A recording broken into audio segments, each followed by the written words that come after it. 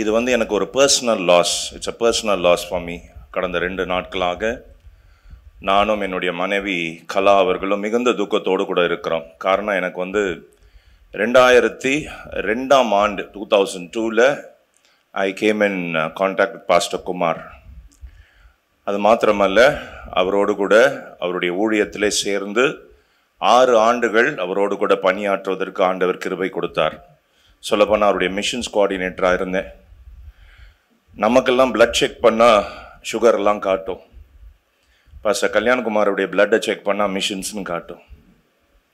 Such a wonderful man.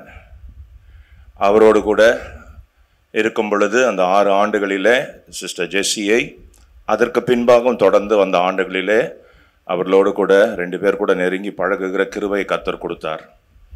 எனக்கு 2002ஆம் ஆண்டுலேருந்து தெரியும். அப்படின்னா என்னுடைய மனைவிக்கு கலாவுக்கு 1992ஆம் ஆண்டிலிருந்து சிஸ்டர் ஜெஸ்ஸியும் பாஸ்டர் கல்யாண் அவர்களையும் தெரியும். அவர்கள் 3 பேரும் சிங்கப்பூரில் துங்லிங் பைபிள் ஸ்கூலில் அவர்கள் ஒன்றாக படித்தவர்கள்.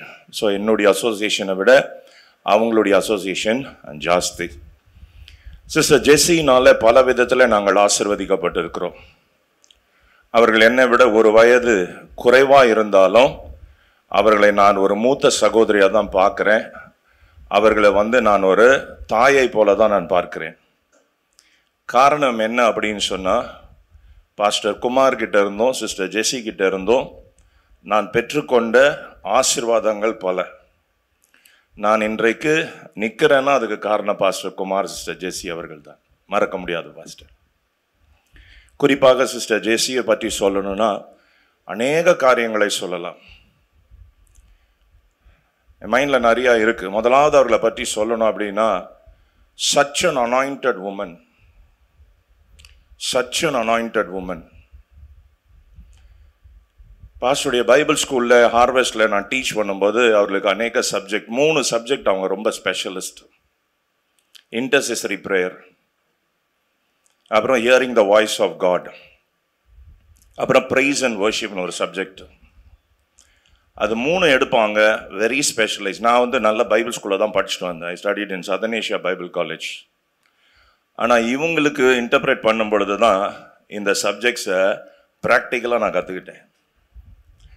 நின்று அவங்களுக்கு இன்டர்பிரேட் பண்ண முடியாது. Such a flow of anointing அவங்க மேலே இருக்கும். நான் நினைக்கிறேன் நேற்று பாஸ்டர் வேறன் அதை பற்றி சொன்னார். நான் யூடியூப்பில் பார்த்தேன். நான் சச் அ பவர்ஃபுல் அனாயிண்டிங். அப்படியே எப்படி சொல்கிறது, தெரிக்கும். அவங்களுடைய அந்த வாயிலேருந்து வருகிற அந்த வார்த்தைகள் அப்படியே உள்ள நமக்குள்ளேயும் போகும். அங்கே உட்கார்ந்துருக்கிற ஸ்டூடெண்ட்ஸ் வந்து அதை ரிசீவ் பண்ணுறதை நம்மளால் பார்க்க முடியும். நிறைய பேருக்கு டிரான்ஸ்லேட் பண்ணியிருக்கேன், இன்டர்பிரேட் பண்ணியிருக்கேன்.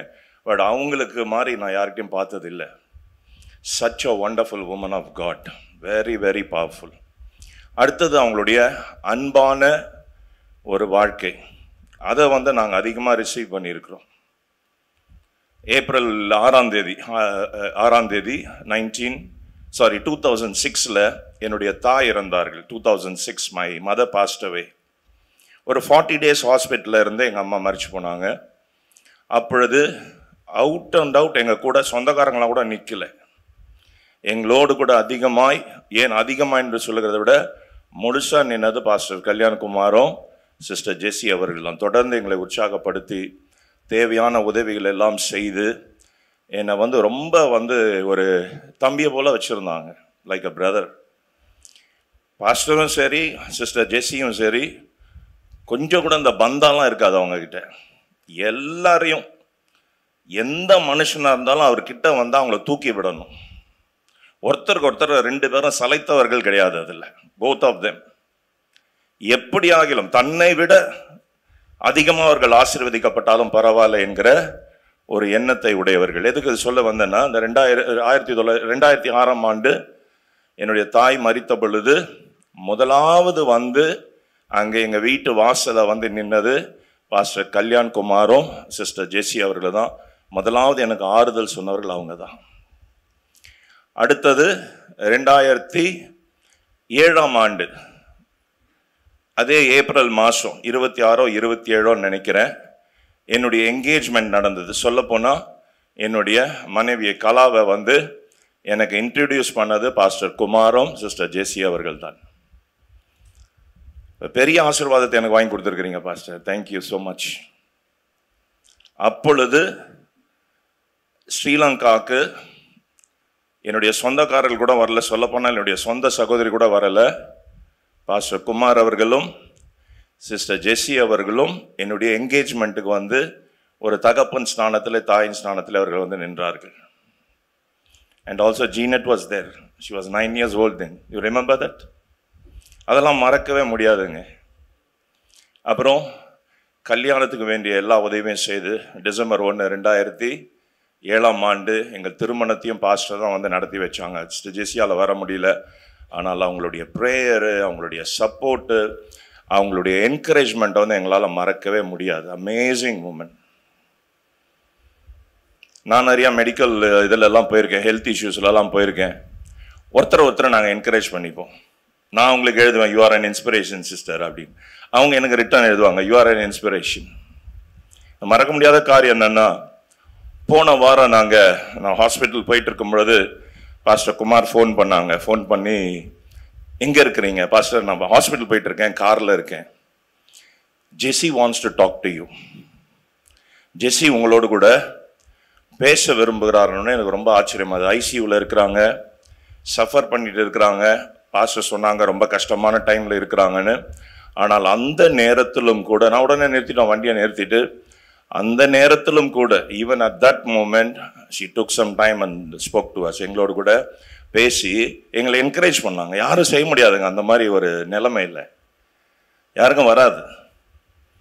such a wonderful woman who encourages people. அத்தவங்களை வந்து என்கரேஜ் பண்ணுறதுல அவங்களுக்கு நிகர் ஜெஸ்ஸிக்கு நிகர் ஜெஸ்ஸி தான். ஒரு முறை சில மாதங்களுக்கு முன்பாக அப்போலோ ஹாஸ்பிட்டல் அட்மிட் ஆயிருந்தாங்க. அப்போ வந்து யாருமே அவங்கள போய் பார்க்குறதுக்கு ரொம்ப ரெஸ்ட்ரிக்ஷன் இருந்தது. நான் அப்போ அப்போலோ ஹாஸ்பிட்டலுக்கு போயிருந்தேன், நானும் கலாவும் அப்போலோ ஹாஸ்பிட்டல் போயிருந்தோம். அப்போ போகும்போது சரி ஜெஸ்ஸி பர்மிட் பண்ணாங்கன்னா போய் பார்த்துடலாமே அப்படின்னு சொல்லிட்டு அவங்களுக்கு கால் பண்ணோம். கூட சிஸ்டர் ராஜி இருந்தாங்கன்னு நினைக்கிறேன். கால் பண்ணி இந்த மாதிரி சிஸ்டர் ஜெஸ்ஸி கிட்ட கேளுங்க, நான் இங்கே தான் இருக்கிறேன், பெர்மிஷன் கொடுத்தாங்கன்னா நான் வந்து பார்த்துருவேன் அப்படின்னு. ஃபோனை கொடுத்து இந்த மாதிரி ஃப்ரான்சிஸ் அவர்கிட்ட சொல்லியிருக்காங்க, ஃப்ரான்சிஸும் கலாவும் பார்க்கணும், உடனே வர சொல்லிட்டாங்க. அப்போ தான் அந்த கிட்னியில் அந்த இஷ்யூ வந்து அந்த ஸ்டென்ட்லாம் வச்ச டைம். உள்ளே போனேங்க. நான் எதுக்கு போனேன்னா அவங்கள விசாரிக்கிறதுக்கு போனேன், அவங்களுக்கு ஜெபம் பண்ணுறதுக்கு போனேன். நீங்கள் சொன்னால் நம்ப மாட்டீங்க, அந்த படுக்கையிலும் படுத்துக்கொண்டு 15 நிமிஷம் 15 minutes she prayed for us. எங்களுக்காக ஜெபித்து எங்களை உற்சாகப்படுத்தி எங்களை அனுப்பி வைத்தார்கள். such a wonderful woman. And missions, மலேசியாலேருந்து வந்திருக்கிறாங்க. என் ஒய்ஃப் வந்து ஸ்ரீலங்காலேருந்து வந்திருக்கிறாங்க. ஸ்ரீலங்காக்காரங்களுக்கே இந்தியாவை அவ்வளோவா செட் ஆகாது. அப்போ மலேசியன்ஸ் நினச்சி பாருங்க, மலேசியா நம்மளை விட மச் அட்வான்ஸ்ட். பட் அங்கேருந்து இங்கே வந்து இந்த தேசத்தில் ஒரு பெரிய ஒரு ஊழியத்தை செய்கிற ஒரு தாசனோடு கூட இருந்து அவர்களும் ஒரு பெரிய ஊழியத்தை செய்து அவர்கள் அந்த நாளில் நம்ம விட்டு கடந்து போயிருக்கிறார் என்றால் நிச்சயமாகவே ஒரு சோகமான ஒரு காரியம்தான். அவங்க, நான் சொல்கிறேன் தப்பா எடுத்துக்கூடாது, உயரத்தில் ஒன்றா குள்ளமாக இருக்கலாம் சிஸ்டர் ஜெஸ்ஸி, ஆனால் உள்ளத்தில் மிகவும் உயர்ந்தவர்கள். Very tall in our heart. ரொம்ப எல்லாருக்கும் உதவி செய்யக்கூடியவர்கள், எல்லாரையும் நல்லா ஜெபிக்கக்கூடியவர்கள், ஆறுதல் படுத்தக்கூடியவர்கள், நல்ல ஆலோசனை சொல்லக்கூடியவர்கள். அவங்க ஒரு பெரிய பெரிய ஒரு ஆசீர்வாதம். அவங்கள இழந்திருப்பது என்பது எங்களுக்கு ஒரு பெரிய ஒரு கஷ்டமான ஒரு காரியம். ஒரு காரியம் சம்பவம் ஞாபகம் வருது. அவங்களுக்கு ஃபஸ்ட்டு டிரான்ஸ்லேஷன் பண்ணும்போது 2 பேரும் போய் நாங்கள் நிற்கிறோம். நானும் சிஸ்டர் ஜெஸ்ஸியும் ஒன்றா நின்னா எப்படி இருக்குன்னு நினச்சி பாருங்க. அவங்க என்ன எப்படி பார்க்குறாங்க, நான் அவங்கள எப்படி பார்க்குறேன். பார்த்தோன்னா அவங்களே சிரிச்சிட்டாங்க.